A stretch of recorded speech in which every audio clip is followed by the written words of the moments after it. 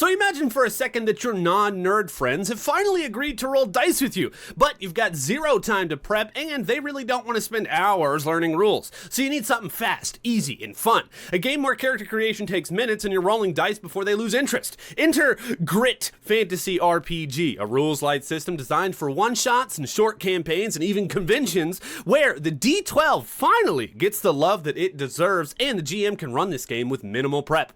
Is it for you? Let's review.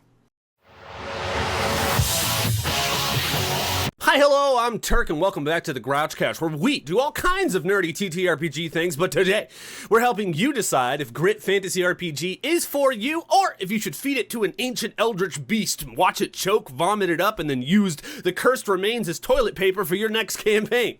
Before we begin, though, full disclosure, Gnomebot Studios sent me this book for free for the purposes of the review. Thank you, Gnomebot Studio. This will not affect my review in any way. We may even give this book away, so be sure to join our Discord and follow us on social so you don't miss it. Alright, what is it? Well, Grit Fantasy RPG is a rules-light, fast-paced tabletop RPG designed for quick, high-energy games with a focus on one-shots and short campaigns and even convention play. It strips down the traditional RPG mechanics just to the essentials, the things that you need, and makes them fun to still keep the game engaging and fun and full of action. This book here was created by one person, Jeremy from Gnomebot Studios. They did have some editors and also some layout designers, but he put the whole thing together and did all the art himself. And of course, you can get it on DriveThruRPG or itch.io. The PDF itself is only $10. The softcover print that I have is $20. You also get the PDF with that, and the hardcover print is $30, and you also get the PDF with that as well. And remember, you could use our DriveThruRPG link down in the description to help support the show if you want to pick it up for yourself. Let's talk about the outside, the physical and the art stuff. All right, let's talk about the book itself. It is a digest size 6x9 softcover, or you can get it in hardcover, of course. It's got 100 pages, and it has a matte kind of glossy finish going on here, and it does have nice solid binding. It is really a sturdy little book that you could probably keep and have for dang all the rest of your life if you treat her nice enough, you know what I mean?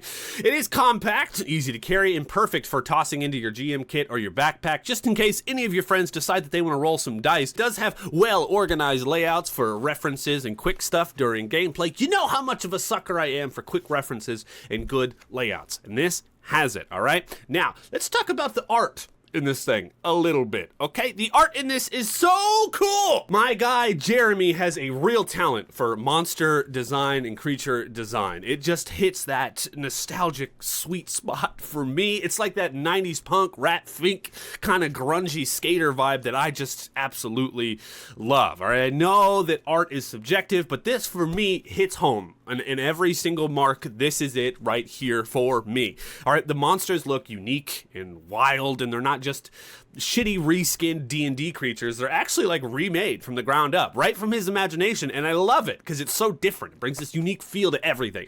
And the item and artifact art feels, you know, something out of like a DIY zine or something, but in like the best way possible. Even better, Jeremy did send us a custom little couch illustration, and it is amazing. It's my favorite couch fan art that I think I've ever received, literally ever. I mentioned to him before my review how much I love the art, and he said, well, we'll see what happens. And yeah, so big thank you to Jeremy for doing that.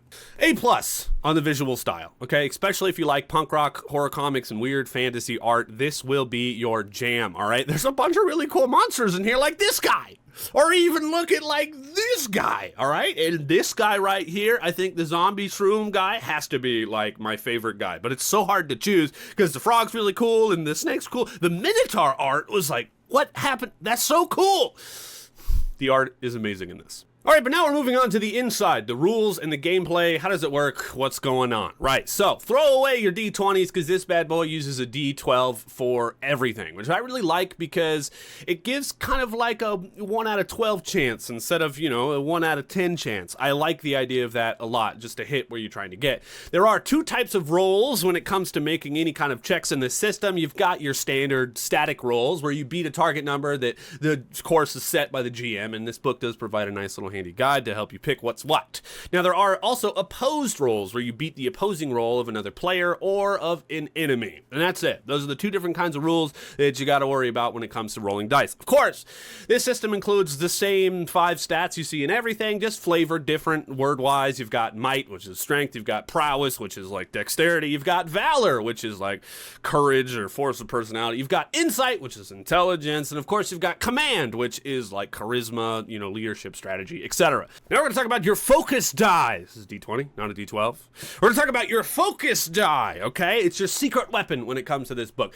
Each game, each player starts with 3 focus die at the beginning of the session. But once you spend them, they're gone. So make sure you use them wisely. But what do? You can actually boost a roll before you make a roll. You can re-roll any kind of bad roll. You can increase damage or effects. And you can activate special abilities by using your focus die. It's like inspiration and stuff like that. But there's no gaining anymore. All right, once you use them, they're gone. So use them wisely. Now we're going to talk about character creation. I know, the thing that all the players came to this video for. Check it out. You got 12 different lineages. And all of these are really cool. They're like reflavored, redone, you know what I mean? Classic races or lineages, right? They're really good stuff here. And they're not just like, I just took this same thing and made it a little different. No, they're actually like really neat. Of course, you got your classic fantasy ones. You got dwarf, elf, human, gnome, goblin, hoblin, right? Pretty much. But you've got wild and unique ones, all right? Like the Bulldog, which is kind of cool looking. You've got these really cool shroom guys also that you could pick from. There's quicklings. There's these thing called Ruckwars, which are like tough mountain tree looking folk, which I'm really kind of into. And the Wildern, which are like the beast folk. And the art for the Wildern's great. And also I like the Wildern a lot.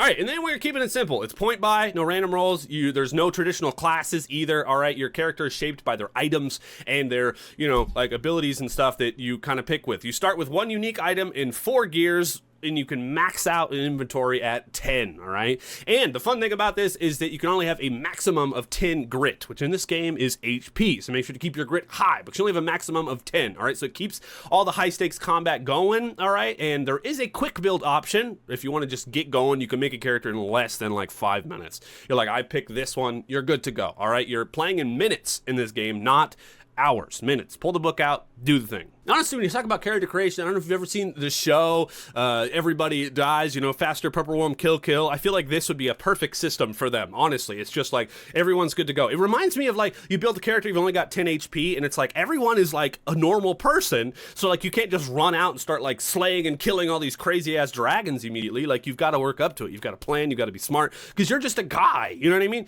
I don't know. It reminds me of that, and I like it a lot. Okay, I'm going to have to get in here and mention the roll charts in this bad boy, okay? The roll charts. They spent a lot of time on these roll charts, and they are handy-dandy good stuff to have, okay? It might have some of, the most and best roll charts that I've seen for a long time in a Rules Light RPG. Here's what you got. You've got gear roll tables. You've got character features and quirks if you can't come up with one. You've got, like name generators, locations, and story builders. You've got complications. Honestly, these roll charts would be perfect for solo play. Okay, even if you're going to play a different game, this book here could be good to just help you with minimal GM prep, just to roll up some story and stuff. It's great. It's a good toolkit to have.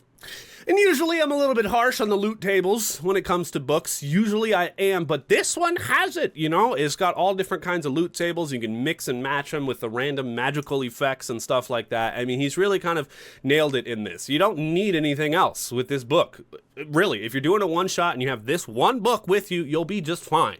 And, of course it'll take some imagination, but you'll be just fine. And I gotta give Gnomebot Studios credit for that. All right, before we get into the bad stuff, let's talk about the good stuff. I mean, although I've covered a lot of it already, it's got ultra-fast gameplay and really fast character creation, okay? Good to go. It's perfect for one-shots, obviously. We've talked about that a little bit. And the GM tools in this thing are fantastic, which I think I just covered. Also, awesome punk rock fantasy aesthetic, all right, unique monsters and wild character art that were created from the ground up. They're not just copy-paste of other crap that you see everywhere. And it's a little bit fresh, because we're talking a D12 system here. Finally get some love. It's not like a D6 dice pool. It's not like a roll a D20 target to hit. It's a D12. This is unique and it's fun, and D12 finally gets some friggin' love here. All right, but let's talk a little bit about the bad stuff. Is there any, Turkey? I know, that's what you're asking. Well, I would say this is not ideal for long campaigns, right? Because when it does come to like leveling up and stuff, you kind of work together. You do like a milestone kind of level up thing in this book. And I don't think the players will be working for a long period of time. Maybe some new loot, you know,